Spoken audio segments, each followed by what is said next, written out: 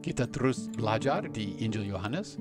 Sekarang pasal 11 ayat 38 sampai 44. Apa yang akan terjadi? Yang akan terjadi merupakan tanda yang terakhir di Injil Yohanes selain daripada tanda kebangkitan Tuhan Yesus sendiri.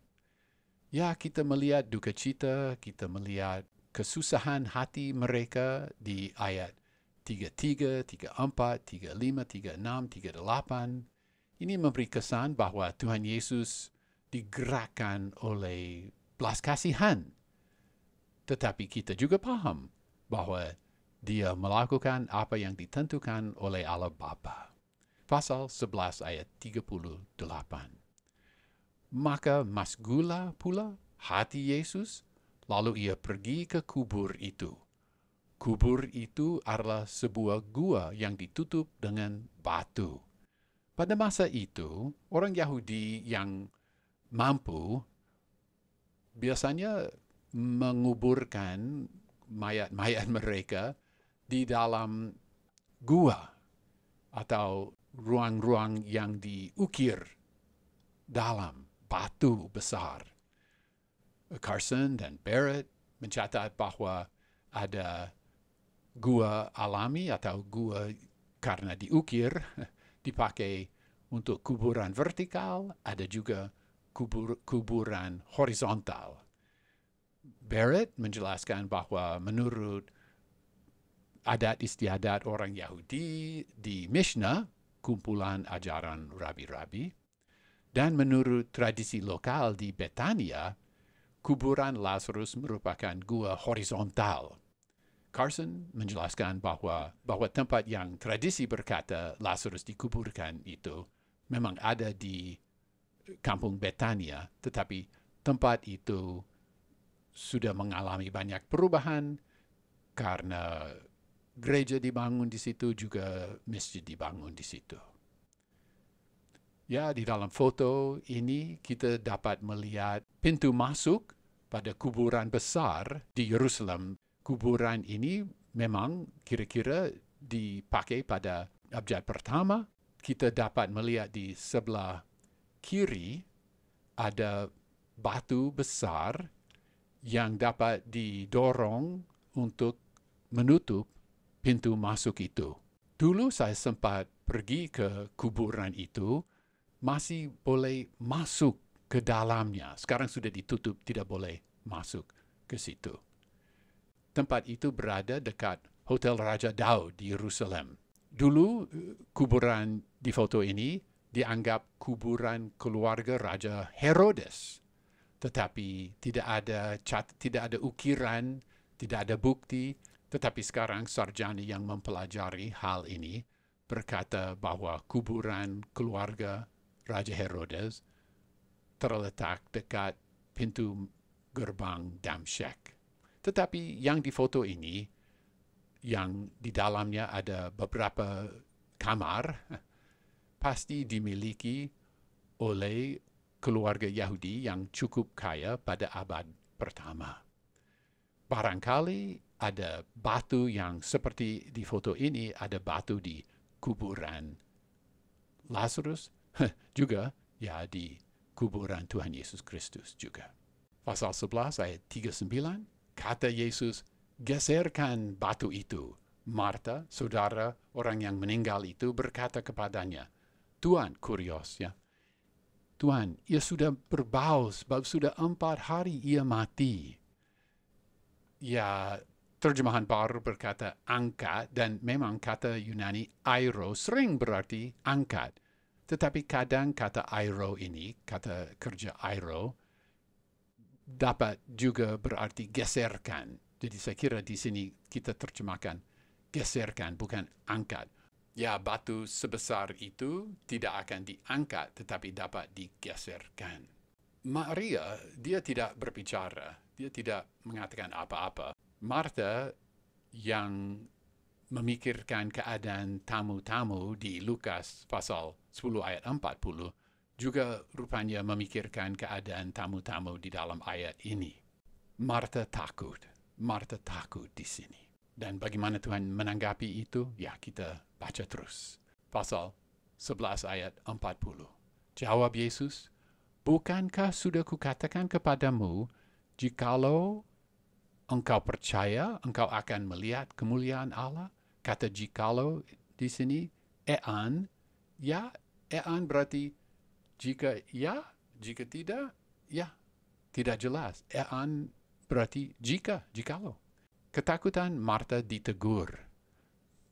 Tuhan Yesus tidak memakai kata kemuliaan Allah di dalam ayat 23-26, tetapi teguran ini juga meringkaskan percakapan itu. Pasal 11 ayat 41, maka mereka menggeserkan batu itu di tempat di mana ia yang meninggal berbaring. Lalu Yesus menengadah ke atas dan berkata, "Bapa, aku mengucap syukur kepadamu karena engkau telah mendengarkan aku." Kata ada masalah naskah di sini, kata di tempat di mana ia yang meninggal berbaring, tidak ada di dalam naskah-naskah yang paling lama, tetapi mayoritas naskah memang memakai kata ini, dan mereka memang orisinil, ada di apa yang ditulis oleh Rasul Yohanes. Doa yang didoakan Tuhan Yesus bukan doa supaya Lazarus dibangkitkan, ini doa syukur. Dia sendiri belum melihat Lazarus bangkit, tetapi dia sudah pasti bahwa Lazarus akan bangkit. Pasal 11 ayat 42, "Aku tahu bahwa engkau selalu mendengarkan aku, tetapi oleh karena orang banyak yang berdiri di sini mengelilingi aku mengatakannya, supaya mereka percaya bahwa engkaulah yang telah mengutus aku." Dia tidak berdoa supaya dia dihormati atau dipermuliakan oleh mereka di situ. Dia berdoa supaya mereka percaya. Dia mau supaya mereka percaya. Dia mau supaya mereka boleh menikmati hubungan yang erat yang dia punya dengan Allah Bapa. Dia rindu supaya mereka memahami bahwa dia tidak melakukan apa-apa dari dirinya sendiri, tetapi segala sesuatu yang ia lakukan, itu dilakukan menurut kehendak Bapanya. Pasal 11 ayat 43. Dan sesudah berkata demikian, berserulah ia dengan suara keras, "Lazarus, marilah keluar!" Nampaknya Tuhan Yesus tidak perlu melakukan apa-apa untuk melakukan mujizat ini. Tanda ini terjadi tanpa usaha besar, tanpa doa yang diucapkan. Dengan demikian, tanda ini mirip tanda yang pertama di Kana, tanda di mana air menjadi anggur. Tidak ada usaha, hanya perintah dari Tuhan Yesus Kristus. Seolah-olah, ya, kesan kita, membangkitkan Lazarus tidak sulit. Yang sulit itu memperoleh izin dari Marta, seolah-olah, ya. Titik waktu di mana Lazarus hidup tidak dijelaskan. Mungkin dia hidup segera waktu Tuhan Yesus berseru. Tetapi mungkin sebelum itu tidak penting bagi Yohanes. Yang penting adalah bahwa suatu tanda besar terjadi. Suatu tanda yang tidak dapat disangkali. Pasal 11 ayat 44. Orang yang telah mati itu datang keluar. Kaki dan tangannya masih terikat dengan kain kapan. Dan mukanya tertutup dengan kain peluh. Kata Yesus kepada mereka, "Bukalah kain-kain itu dan biarkan ia pergi." Di sini Lazarus disebut orang yang telah mati. Dia kembali, dia hidup, dia keluar dari kuburan. Demikianlah kuasa Tuhan Yesus Kristus. Ya, pengkalimatannya menarik, berkata, orang yang telah mati, dia keluar, dia datang keluar. Jelas dia tidak mati lagi, tetapi dia disebut orang yang telah mati. Ini pengkalimatan yang mengesankan.